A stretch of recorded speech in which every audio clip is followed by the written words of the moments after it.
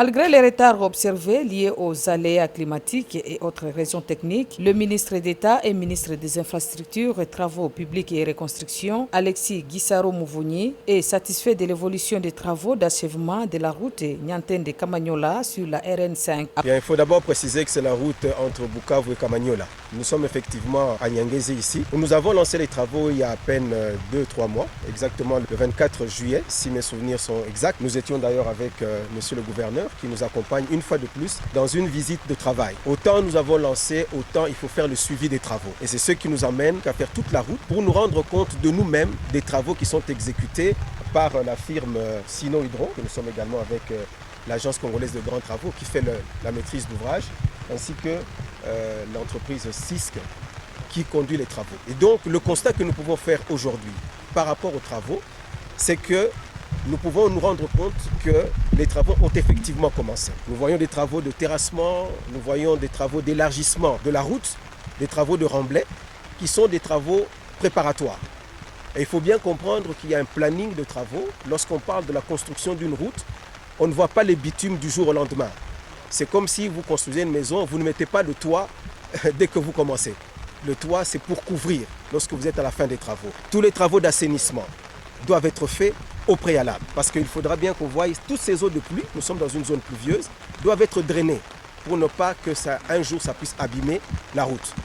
Et nous sommes très confiants que dans les délais qui sont prescrits à l'entreprise, cette route va être construite. Accompagné par le gouverneur des provinces Théongwa Bijikassi sous la pluie, le ministre et toute sa délégation ont visité les travaux de talitage ou agrandissement de la chaussée sur les endroits rétrécis au niveau des courbures. Sous la conduite du directeur général de l'agence congolaise des grands travaux ACGT, M. Nico Nzaouzaou. Alors il y a également d'autres paramètres qu'il faudrait prendre en compte. C'est que pendant la saison de pluie, l'activité est très moindre. Donc nous aurons dû commencer un peu plus tôt, mais on ne le regrette pas. Mais nous savons qu'à chaque fois qu'il y a la pluie, on diminue un peu, mais après on lance. Parce que d'après les informations que j'ai eues ici, ils travaillent 2 à 3 jours par semaine. C'est parce qu'il pleut beaucoup ici. Il pleut beaucoup. Et puis maintenant, s'ajoute encore un autre nous le vivons nous-mêmes. Sous la pluie. Le ministre a félicité l'entreprise chinoise Sino Hydro qui exécute ses travaux sous la mission de contrôle de la CGT. Il faudrait qu'on se souvienne que c'est la première fois. Jamais la route n'a été construite ici. Nous ne sommes pas dans une réhabilitation, nous sommes dans une construction de route. Donc nous sommes en train de tracer la route dans une nature où la route n'existait pas. Et donc nous voulons faire les choses correctement dans les règles de l'art. Et donc il faut donner le temps au temps pour que nous puissions avoir une route ici. Et c'est un formidable message d'espoir pour toute cette zone. Parce que nous sommes en connexion aujourd'hui avec les différents programmes du gouvernement.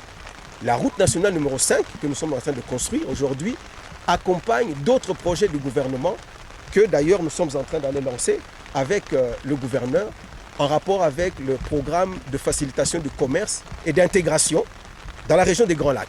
Alexis Guissaro Mouvouni rassure les usagers de la route nationale numéro 5 ainsi que la population du site Kivu que ces travaux iront jusqu'au bout. Il demande aux riverains de cette route d'être calmes et d'accompagner le chef de l'État dans sa vision de moderniser les infrastructures routières.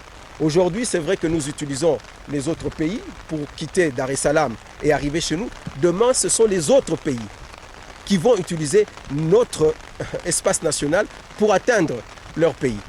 Donc, je suis convaincu, moi, et le gouverneur ne me contredira pas, que la zone d'Ouvira, le port de Kalundu, va desservir non seulement le grand chef-lieu qui est Bukavu, mais également des pays tels que le Burundi, tels que le Rwanda, et même jusqu'à Goma. Cette voie, c'est une voie de l'espoir.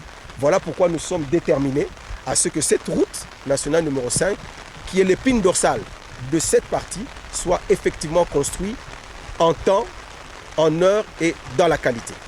La pluie a empêché la délégation de se rendre au niveau du stade de Bukavu en construction à Niantende où les travaux de finissage évoluent normalement. En tout cas, Excellence, moi je peux dire que les travaux avancent. Moi personnellement je suis satisfait et l'excellence était ici il y a 2 semaines également, il nous a envoyé le message. Alors il était question c'est que vous montrez par vidéo les travaux qui se font pour le Mont Stade. Nous-mêmes nous allons y aller, mais nous allons vous envoyer l'état actuel des travaux Stade. Donc les 2 chantiers en tout cas est en train d'être... Les constructions de la route nationale numéro 5, une route d'intérêt régional et du stade de Niantende sont inscrits dans le cadre du programme sino-congolais financé par la SICOMINE.